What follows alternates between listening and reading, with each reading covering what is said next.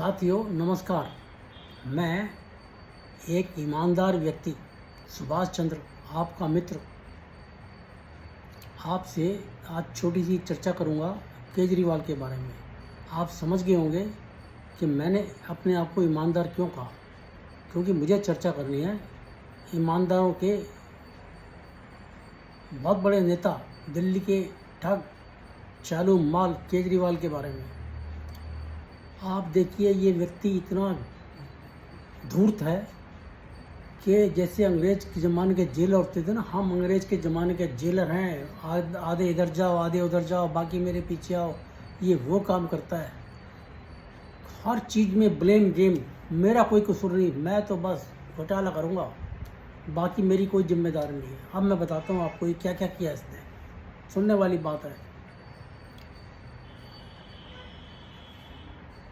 हर किसी के खिलाफ आरोपों की झड़ी लगाता था, सबके खिलाफ सबूतों के ढेर मेरे पास है जी, पूरे सबूत हैं, मुकदमा चलाओ। सोनिया गांधी को कहता था जेल में डाल दो, 2 दिन के अंदर इंटरोगेशन करो, सब कुछ पता चल जाएगा। ये शब्द थे इसके, वीडियो अभी भी घूम रहे हैं बाजार में। और उसी कांग्रेस के साथ, सोनिया गांधी की कांग्रेस के साथ गलवैयाँ कर गया। दिल्ली में, पंजाब में नहीं किया, ये धूर्तता है इसकी। फिर आरोप लगा लगा के किसी से माफ़ी मांग ली, किसी से गड़गड़ा गया, लेकिन किसी को जेल नहीं भेज पाया। जिनके खिलाफ आरोप लगाता था, सबूत लिए घूमता था, वो लोग जेल के बाहर है, खुद जेल के अंदर बैठा है।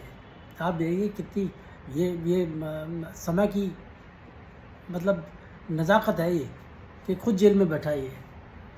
कोरोना के टाइम में आपको याद होगा, इसने ऐसा हल्ला ठोका, जब पूरा मजमा खड़ा कर दिया कि जी ऑक्सीजन नहीं दे रही मोदी सरकार, उनको ऑक्सीजन नहीं दे रही, जबकि बाद में पता चला 4 गुना ज़्यादा इसको ऑक्सीजन मिल रही थी, रिक्वायरमेंट से ज़्यादा। फिर ऑक्सीजन मिली, कहता हमारे पास टैंकर नहीं है। भाई टैंकर अरेंज करना तुम्हारा काम है, नहीं मोदी सरकार को दे नहीं रहे टैंकर, वो भी गड़बड़ थी वहाँ पर। उसके बाद क्या हुआ,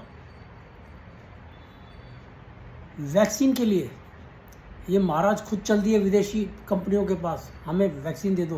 भाई तुम कौन? उन्होंने कहा जी आप तो हम तो केंद्र से डील करेंगे, आपसे तो हमारा कोई मतलब ही नहीं है। ये इसकी शरण पट्टी थी।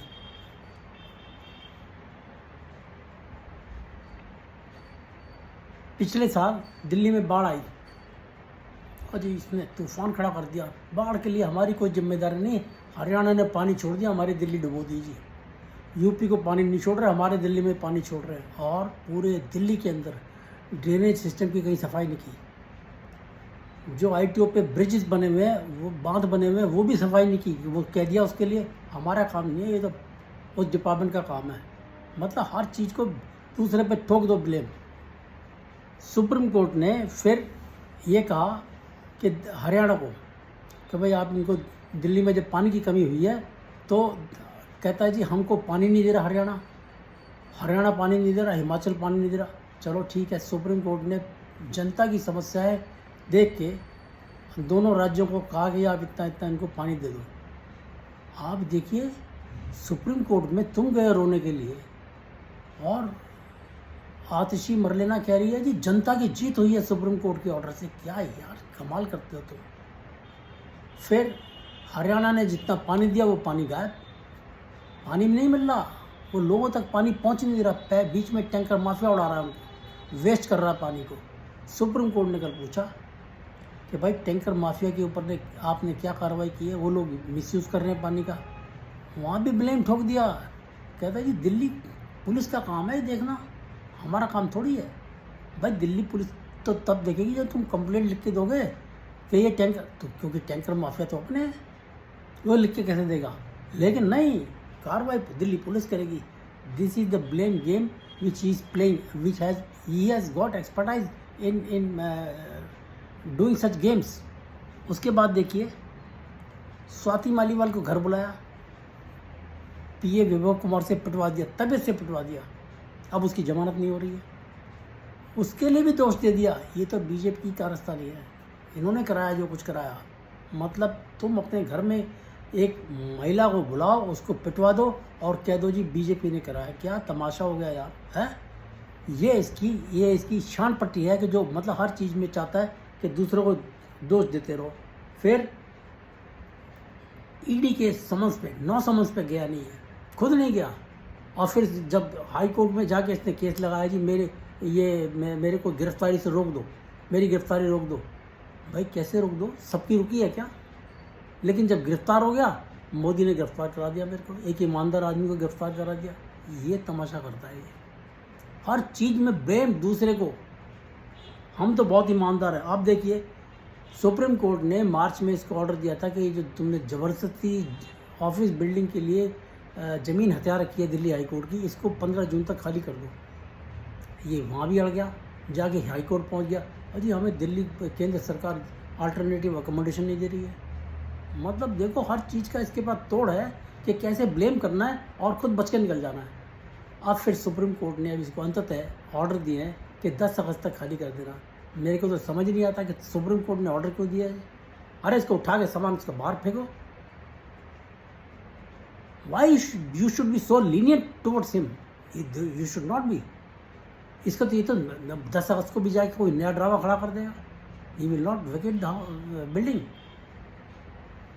इतना मक्कार है कि हल्ला मचा दिया, कंपेनिंग में खूब घूमता रहा और कह जी मैं तो बीमार हो गया, मैं तो बीमार हो गया, मेरे को 1 हफ्ते की बेल बढ़ा दो। कोर्ट ने, राउज एवेन्यू कोर्ट ने कहा कि इसकी जो कंपेनिंग हुई है उसको देख के लगता है इसको कोई बीमारी नहीं है। ये तमाशा है, इसको कोई बीमारी नहीं है, ये कोर्ट ने कहा है।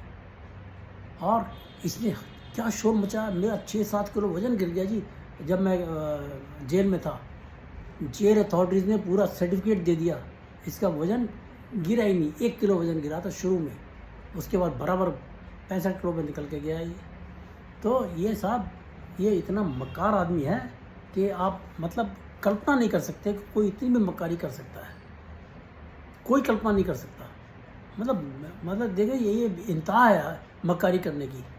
तो ये बस मैं आपके सामने ये सारी चीज़ें मैंने कनेक्ट की। मैंने कहा यार इसको ज़रा यूट्यूब पे डालना चाहिए, लोगों को पता चलना चाहिए कितनी ग्रेट चीज़ है ये, कितनी मक्कार चीज़, ग्रेट नहीं मक्कार चीज़ है ये।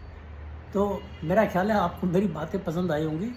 इसको आप लाइक कीजिए, शेयर कीजिए और मेरे चैनल को अगर सब्सक्राइब नहीं किया तो ज़रूर कीजिए। थैंक यू, नमस्कार, जय हिंद, भारत माता की जय।